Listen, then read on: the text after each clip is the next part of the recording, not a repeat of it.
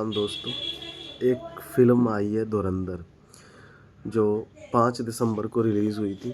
लगभग उसने हिंदुस्तान और पूरे वर्ल्ड में 300 करोड़ का कारोबार किया है।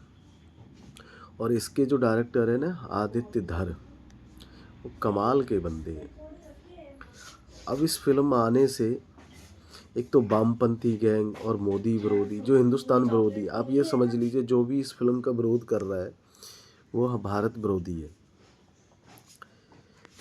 क्योंकि इन्होंने फिल्म इंडस्ट्री को कुछ टाइम पहले ऐसे सेट कर रखा था। फिल्में आती थी, पठान, टाइगर जिंदा है, उसमें पाकिस्तान की आईएसआई की एजेंट किसके साथ काम कर रही है, रॉ के। मतलब पाकिस्तान को एक अच्छा मुल्क दिखाने के लिए ये फिल्म इंडस्ट्री वाले खूब काम करते थे, वामपंथी। और फंडिंग कहाँ से होती थी ये तो सबको आपको पता ही है, और लोग भी वही थे। तो उससे फ़र्क क्या पड़ता था कि हमारी जो नई जनरेशन है उसको लगता था कि नहीं, हम ही गलत हैं कहीं। नेता, हमारी पॉलिटिक्स को ऐसे दिखाया जाता था कि बहुत हिंदुस्तान में प्रॉब्लम है। लेकिन इस फिल्म में जो दिखाया गया है ना, कांधार अटैक, कांधार में जो हमारा जो प्लेन हाईजैक हुआ था उस टाइम अटल बिहारी की सरकार थी। और इसमें अजीत डोभाल का भी रोल दिखाया गया है, लेकिन फिल्म वाले दावा नहीं करते। दूसरा, मुंबई में जो अटैक हुआ था 26/12, कैसे पाकिस्तान से यहाँ का गृह मंत्री उस टाइम की जो सरकार थी वो सूट बदल रहा था, और वहाँ से वो टीवियों पे देख के लाइव उनको हैंडलर वहाँ से बता रहा था कि ये 15 फौजी उतरे हैं, तुमको कैसे मारना है। ये सब दिखाया गया है।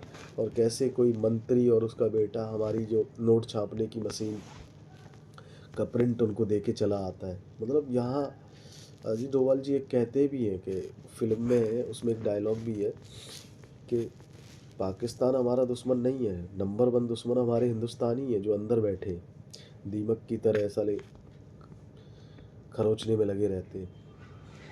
तो उन्होंने एक बहुत अच्छी बात कही है कि पावर होना बहुत ज़रूरी नहीं है, पावर का सही इस्तेमाल होना ज़रूरी है। तो उन्होंने कहा जब ऐसी सरकार आएगी तो हम भी अपनी मुट्ठी बंद करके पंच मारें। और आज की सरकारें ये कर रही हैं। इस, मैं कहता हूँ ना, इस मुल्क पे हमेशा ईश्वर की और महादेव की कृपा रहती है कि कुछ टाइम बाद कुछ न कुछ नया भेजते हैं जो इस देश की रक्षा करता है, और वही सब हो रहा है। और आप देखो कितना, देखो मुस्लिम ब्रदरहुड के चक्कर में 6 देशों ने इस फिल्म को बैन कर दिया। बहरीन है, कतर है, सऊदी अरब है, और भी है। तो देखो भाई, सुनो, हम पूरे वर्ल्ड में सनातनी सिर्फ एक ही कंट्री है, और यहाँ की रक्षा करना हमारा धर्म है। जहाँ भी सनातनी रह रहे हैं उनकी तो हम कर ही नहीं पाते, ना बंगाल में ना पाकिस्तान में। तो ये जो सरकार है ये अच्छे से कर रही है, और ऐसी ऐसी रॉ की बहुत सारी फाइलें दबी हुई हैं, इनके ऊपर फिल्में बननी चाहिए। और जब ऐसी फिल्में पैसा कमाती हैं तो प्रोड्यूसर, डायरेक्टर, उसमें काम करने वालों को भी अच्छा लगता है, क्योंकि पैसा वसूल हो रहा है। अब तक बेहुदा फिल्में पैसा कमाती थी, 500 करोड़ के क्लब में शामिल होती थी। कभी कुछ, जो एक फिल्म आई थी पीके, जो हमारे धर्म को ही बदनाम कर रही थी।